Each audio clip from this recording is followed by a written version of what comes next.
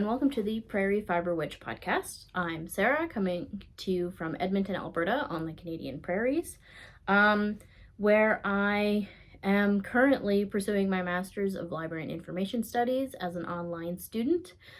So I get to knit through my readings, which is something that I really enjoy.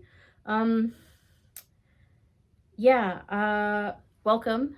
Thanks for checking me out, either for the first time or staying with me for another time. I think we're episode 17? Does that make sense? Today is February 7th, I think. I just decided to just record something, so I didn't actually make any notes or anything, and here we are. So last time I did a big whip parade to show you all my 20 things that are in my possession that are not finished, that are knitting or crochet related. I do have other whips related to other crafts. Mostly, I think the most that I have that are unfinished and untouched are quilts. But I don't have a dedicated sewing space at the moment. So I had all these 20 projects and feeling like I just had too many things on the needles. And you know what? I only finished 2 since last time. And one of them, and that's mostly because one of them is just like a really big sweater. So I'm going to start off showing you that. This is a test knit that I have knit for Soft Sweater, or Sylvia McFadden. She's Soft Sweater on Instagram and probably also, I think also on Ravelry. And this is her upcoming sweater design known as the Baleen sweater. And I have finished mine. I'll take a little footage of me wearing it so you can see what that looks like. I haven't taken proper pictures yet, simply because I haven't woven in the ends yet. Maybe I can flash. I did block this, but there's still ends in here. And the yarn that I'm using had quite a few knots in it. So, And I actually ended up needing to buy another skein, which is what accounts for this one sleeve being a different color. I'm kind of hoping maybe I can leave it out and it'll fade to be all one thing. But it's almost the entire sleeve. I don't know. I'm kind of bummed about it, but it's supposed to have been the same dye lot, but I do know from having worked with this yarn before that there can be inconsistencies in the color, even within the same skein. So this is done. This is like the fanciest, coziest sweatshirt. Maybe I'll just put it on right now. Just being off the cuff anyway, so. And the front, this sweater is knit sideways. So you start with one sleeve, which you do increases on, and then you knit across the body, split for the front and back once you get to the edge of the neck, and then rejoin to finish the body, and then work the final sleeve as a decreasing down to the cuff. So, flip the bangs. And so this is, I'm a shorty, so these sleeves are quite long on me. I definitely have to wear them cuffed up, but it's kind of like the fanciest, coziest sweatshirt you would ever have. And yeah, let's see. What if I do that? Stand over here. Big sweatshirt, cozy, and it is, you can see it's like tunic length on me. I'm 5'2", and yeah. This size was actually for the 42-inch bust, so you can see it has quite a bit of positive ease. I haven't measured my finished bust. I probably should do that at some point, but yeah. The designer does have pictures of this sweater on a whole bunch of different bodies, and it kind of looks best, or it looks great on a whole bunch of different people. So yeah, just, I mean, you might be mindful if you make the sweater of like how long you want your sleeves to be. So maybe I'll just wear this forever. I don't know. It's really cozy. So I finished that. Okay, so I finished this sweater like right at the end of January, and yeah, I immediately picked up a different sweater to start working on. Yeah, I managed to wash and block it, and yeah, I just need to weave in the ends. And I had this idea that I was gonna like weave in the ends in time to take pictures and to podcast, and then I just decided to podcast today anyway, because it's already been sitting for like 3 days without the ends woven in. I usually weave in ends as soon as I finish a project. I don't know why I decided not to do that for this one, but there you go. Tails everywhere. Oh, the yarn that I used for this is Custom Woolen Mills Mule Spinner 2 ply, which is like a worsted Aran white yarn. And Custom Woolen Mills is a mill here in Alberta, and I bought this specific yarn. I bought 5 skeins of it when we actually went down to Carstairs to visit the mill a couple of summers ago. With my parents, we did a little road trip of Alberta attractions and got to ride an old steam train and, you know, visited a wool mill. And it was really great to see their operation because they have, like, you know, industrial revolution sort of equipment still being used, right? Like the mule spinner itself is a specific type of spinning machine, which is like one of the first mechanizations of spinning of wool, and it's the closest industrialized machine that could make a sort of the closest to like a hand spun operation. And they call it a mule spinner because it's actually a machine that's made up of different parts from 2 other previous machines, spinning machines. So that's why it's called a mule. Although it does also have this sort of kick thing that it does. So that's what I always thought it was called a mule spinner for. Anyway, I'm sure there's many reasons they call it a mule spinner. I really love this yarn. It is wool, non-superwash. So it's not superwash merino because it's not. I think they do a blend of like merino and rambouillet for most of their yarns. So it is fairly soft, and it is a woolen process, not a worsted process, which means that it makes for a fluffier wool. Yeah, which I have another sweater that's from yarn from this company, and it has pilled a lot, but I kind of don't care. It's really nice, and it's a nicely affordable yarn, and it's nice to support a Canadian operation, especially one that's quite local to me.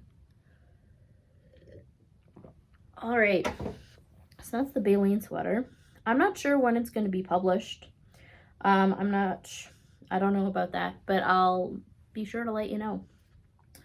Next are the socks that took me nearly a year to knit.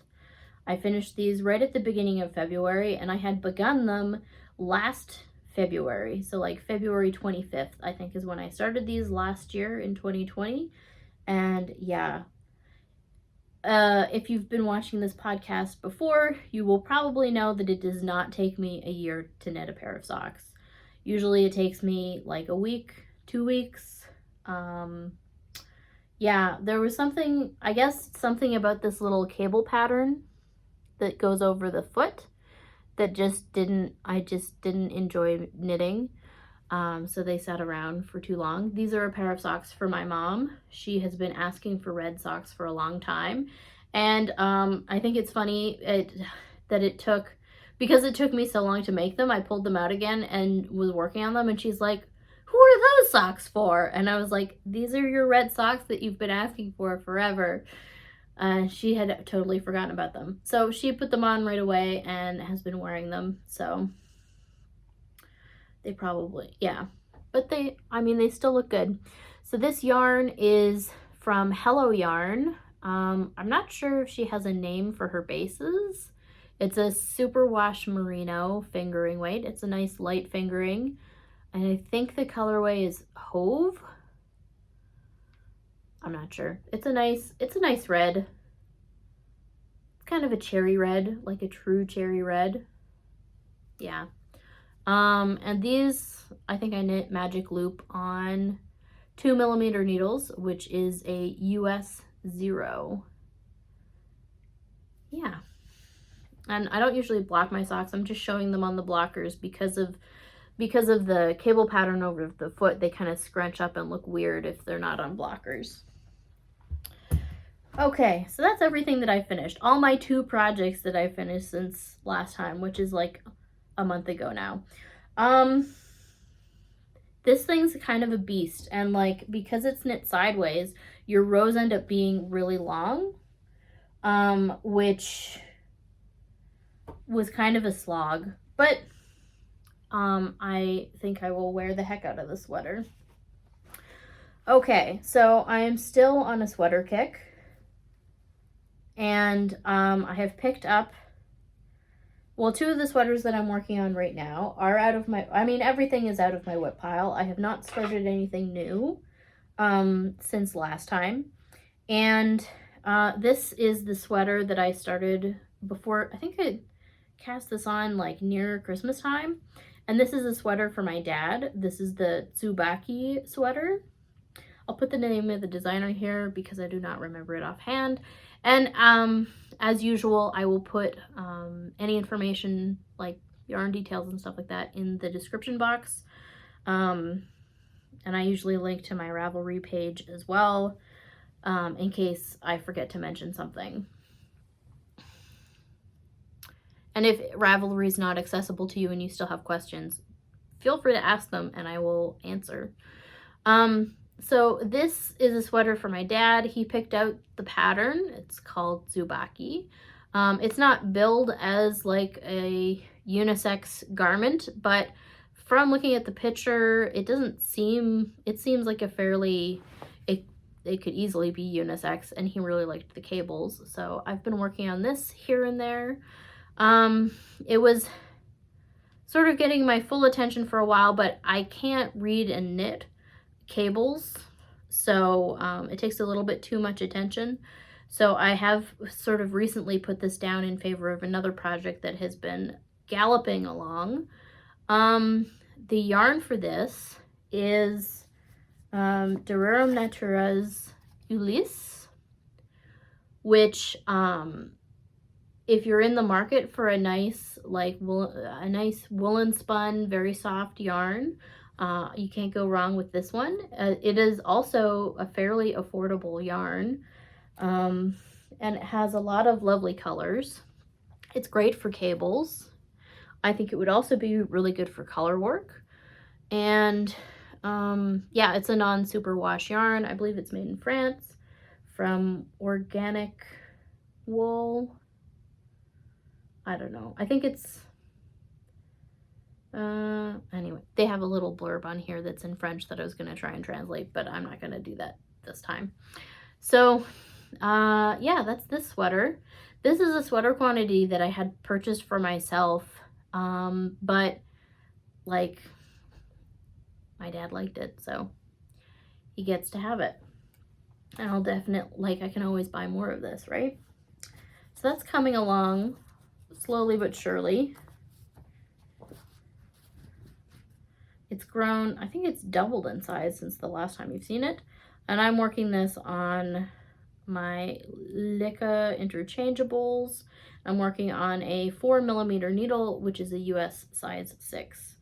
And like the pattern is kind of interestingly written. I think it's sort of, it kind of gives you like a saddle shoulder, but it's like a top-down all-in-one construction. So these are the sleeve stitches here. They're starting to increase. So it'll be interesting to see how they continue. And then like the arms are knit flat, Although I think they're just they're simple stockinette sleeves, but they're knit flat and then seamed up. So that should be interesting. Give a little bit different construction idea. Okay, and we'll talk about this one.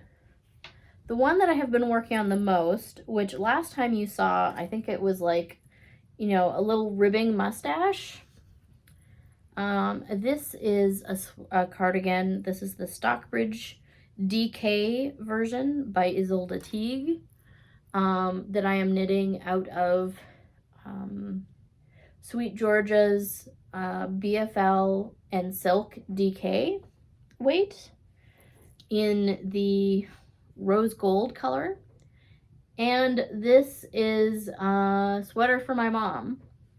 I had previously knit this sweater, which I think I showed.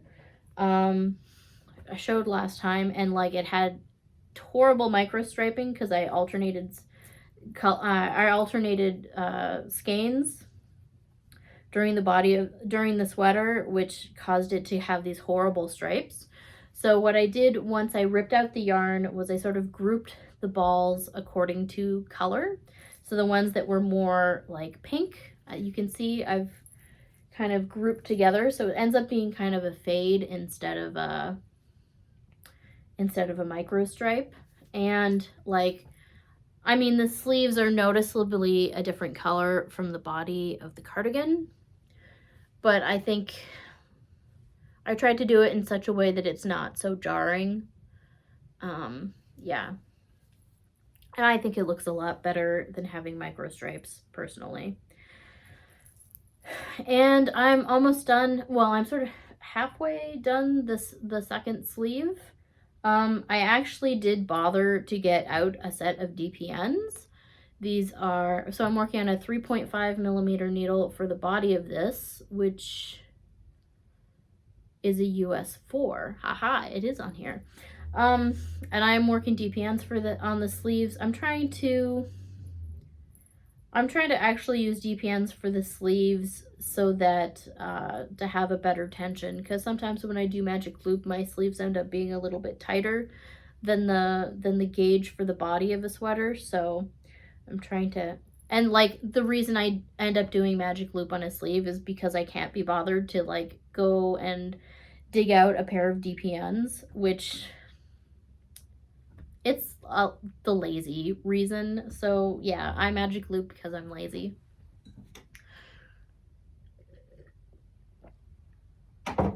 And yeah, so actually I'm using DPNs for this, which is also like, I think, helping me just fly through the sleeves.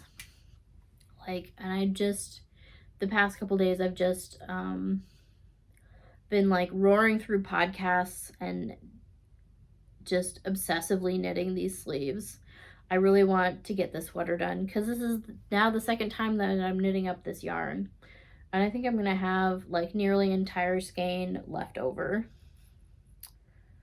which I'll have to find something else to do with. But it'll be nice to have this done. I tried it, my mom tried it on. It fits much better than the previous incarnation of this yarn in sweater form, which is good. I mean, it's more on the snug side rather than being way on the loose side. So I think it'll fit a little bit more how she's expecting it to. I personally like having my cardigans a little bit smaller rather than a little bit big. Yeah, I find that comfortable. I don't know if it looks any better, but I like how that is. And what else can I say about this? I've knit 2 of these sweaters for myself in fingering weight, and this is my first time doing the DK version, and I really find it an enjoyable sweater. You might think that it's just, you know, a basic pattern, but Ysolda puts a lot of details into the shaping of it, like for knitting the sleeve, for like picking up for the sleeves and knitting them down, the shaping in the body. You're not just knitting this entire way, and everything is related to a specific row count, so it's easy to know where you are. I usually, I mean, you can kind of see what I do on the sleeves. I leave myself a little roadmap of things to easily follow. I use a bunch of stitch markers so that I can keep track of where I am, so that I don't have to pay as much attention. And I even, this is how many decreases I need to do for this section. So once I run out of the stitch marker things here, then I'll be done that section. So sort of an easy way to keep track. And yes, I like DPNs. The first time I ever knit in the round was with DPNs, and I don't know. I mean, people have issues where they get ladders at the joins. And I have just found that the more that you knit with them, the less that happens. Yeah. I also try and keep them in arrangement where, can I show this in an effective way? Where the last needle is over top of the next needle that you're working all the way around. So they're sort of staggered on top of each other. I find that helps to sort of keep it supports the join so that you don't end up with a looseness here, right? It supports here so this doesn't get all loose and weird. So, and I like because there's enough room for your hands. Your hands don't get all cramped. And I am working this on some really old needles. I'm working it on some Clover circulars that I have, and these are my good old Brittany's that I love to death. If they're not broken, keep using them. Use what you got. And then the last thing that I'm going to show you is proof that I've actually worked on these socks. I don't know if I've put a lot. I can't remember where I was last time, but I have a heel on the second sock, and I need to just work the foot. I haven't worked a lot on these, I don't think, but you know, picking up for some reading and knitting, I think, I don't know, they'll get finished at some point. And I would love dearly to cast something on. Actually, what I did was I recently bought some yarn for myself for another sweater, even though I don't need any more sweater quantities, because February is my birthday month. Not that I celebrate all month, but my birthday is in February. And so I decided to treat myself to some yarn. Yeah, so these should get knit up at some point. Oh, should I talk about these instead of just like showing them and then moving away and then moving on to something else? So these are a pair of Christmas socks that clearly didn't get finished at Christmas time, being knit out of Stranded Dyeworks Christmas Holiday for 2020, Christmas Holiday color, which is called Zooming Home for Christmas. And the mini that I'm using for the heels and toes is very similar to the one that she had in her sock sets. I did not get a sock set. This is a Nomadic Yarns mini that I had in my stash. I'm not sure, it's one of her renamed colors, I think, but I don't know what she's renamed it to. And yeah, so these is magic loop, as you can see, on some Addy sock rockets that I believe are 2mm or a US 0. So yeah, those are eventually going to be socks.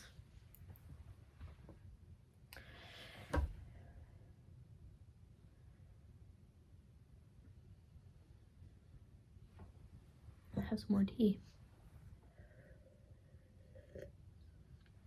Yeah, so what did I buy myself for my birthday? I'm going to talk about that. I decided I wanted to try some Norwegian fingering weight. There's, oh, and then now I'm not going to be able to pronounce the thing. It's one of the yarns that's made out of the pelt wool. I think It might be a mix of lamb's wool and pelt wool. It's fingering weight. The color I got is a nice blue, and I did get white to go with it because I do plan on making a colorwork sweater, which I'll put a picture in around. And yeah, that's gonna be my birthday sweater. And I don't know if I'll cast it on right away or not. I haven't decided yet. I mean, I only worked through 2 of my 20 whips. Although I did also frog one thing. I frogged the ripple bralette because I don't think it's realistically something that I'm gonna wear.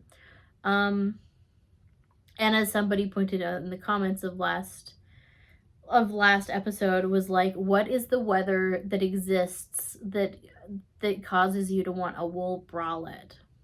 Which is an interesting question. I don't know. I'm not sure what that weather would be. I'm really not sure. And yeah, although it's fun to get it swept up into a fun garment like that. And all right, books.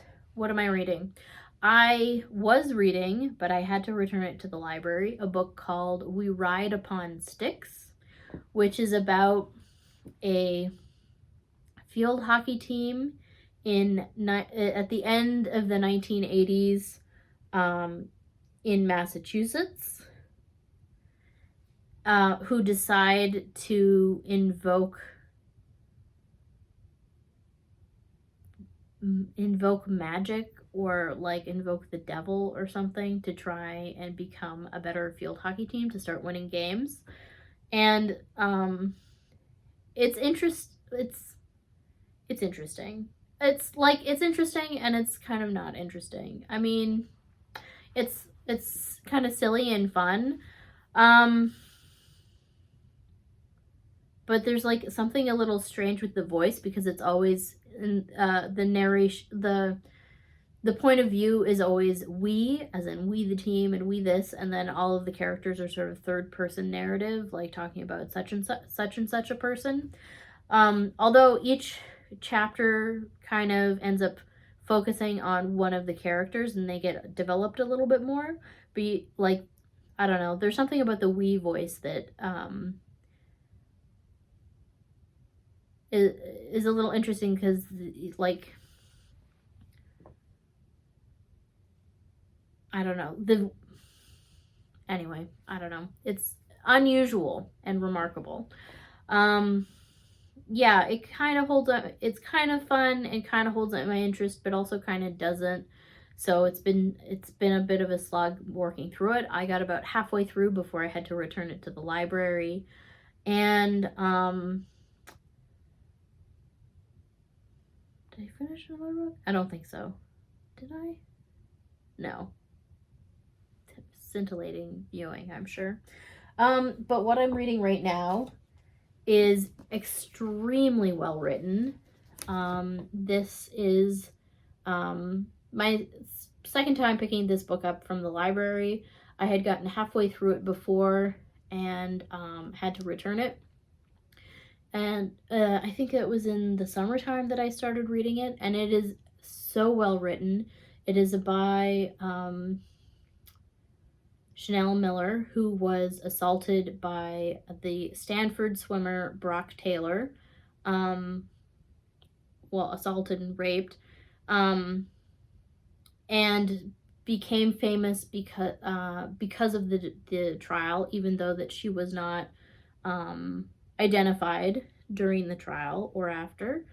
And this is her version of events, which, like, I mean, where I am in the story is after the trial, after the sentencing, and she had written a victim statement for the sentencing that then got published in its entirety online on BuzzFeed, and then went viral within a week. And yeah, because it was so well written and so moving. And yeah, so the victim statement is in here. I haven't read it. I don't remember if I read it at the time or not. But I do remember hearing about the case and like that it was, I mean, he was found guilty, but then in the sentencing, they basically sentenced him to 6 months in county jail as opposed to prison, which who knew that there was really a difference there. And I mean, I think it gets appealed at some point. And I remember the rhetoric being that, oh my God, because of this, his entire future is ruined. Despite the fact that maybe he ruined his own future by taking the actions that he took. And maybe, like, it's his own goddamn mistake, and maybe he should, you know, face the music for that. For having wrecked somebody else's, for a number of other people's lives, because I mean, it doesn't just affect her, it affects her family and loved ones. And yeah, but I mean, it's difficult to say that it's an enjoyable read because of the subject matter, but it is so well written that it is enjoyable to read. Like, it's engrossing, and I recommend it if you're up for the subject matter. And yeah, that's what else have I been doing. I've been playing Animal Crossing. I have plans for my island, but at the moment it's just in the planning phases. And I've been spending my time just giving my villagers fossils so that they'll give me their photo. Let's see, how many photos do I have at this point? I decided that, like, before moving out some of my villagers, because I had this plan for, like, villagers that would fit the theme of my island, that I should get their photo before I move them away, which I've done. So now I have, like, a bittersweet memory wall in the basement of my house, which is filled with, I mean, I didn't get everybody's pictures before they moved away, because I only recently started getting photos. I think I started like at the beginning of January to try and get photos. So I have some posters mixed in there as well. But yes. Yeah, and I have plans to make like a suburbsy kind of area, which I should really get started on. Like, they're good plans. I should move some stuff around, some buildings around, and I was going to set up like a moon/fairy garden in the back area. I don't know. I spent a lot of time traveling to November to get mushroom DIYs and to collect a bunch of mushrooms. And now I have them. I have all the mushroom DIYs. I have shot down so many balloons that I have the golden slingshot recipe now. And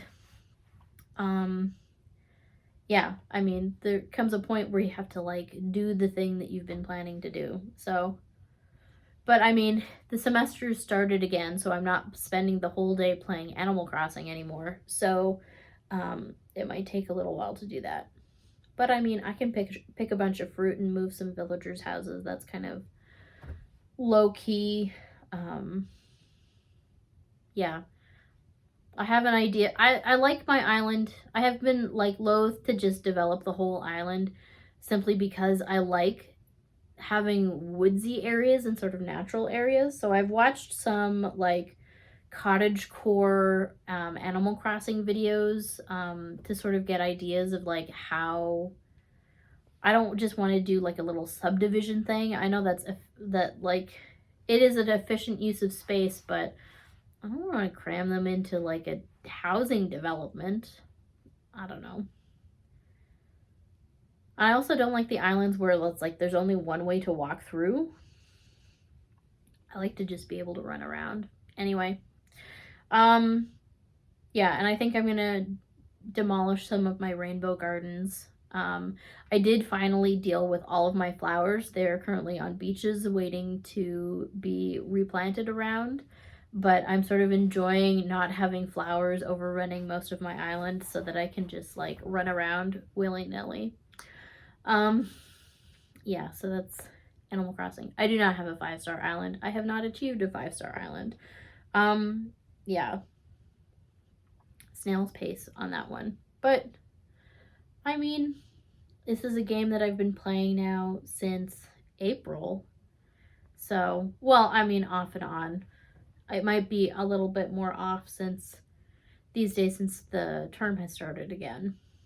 Yeah. Classes I'm taking this semester. I'm taking one class and I'm doing my e-portfolio, which is going to be a heck of a lot of writing, which I have to get started with. But I've started like mapping my assignments to the competencies that we have to write about. So that's, I think that's a big challenge for, is just like figuring out what goes with what competency and that sort of brain work. So I've done most of that. And my other course that I'm taking is a web usability course. So I'm going to decide this week what library website I want to analyze for my project. And I think we basically work all term on that. So that'll be fun. And yeah, that's about what I'm doing these days. Also pottery. My parents are currently loading the kiln with our second glaze fire. My mom has mostly been doing the pottery herself, throwing things. I haven't been doing it as much simply because I was having wrist pain in the fall. I'm not as gung-ho about it as I was before. Yeah. And yeah, but I mean, I've thrown some stuff that I really like. There was like a nice flex that I did the other day where I just threw this really nice cylinder and then turned it into this really cute little picture, like no problem. It's an interesting little flex. And I made a vase and a mug the other day, I think.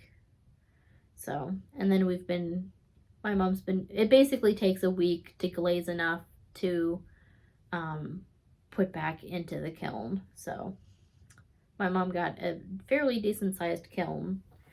So she'll be keeping busy with that. Yeah, so that's kind of what I've been up to. And hopefully next time I'll have more than just like a sweater and a pair of socks done. I don't know. Or maybe I'll have 12 more things cast on. It's hard to tell. Anyway, I hope you are doing as well as you can be, and I'll see you next time. Thanks.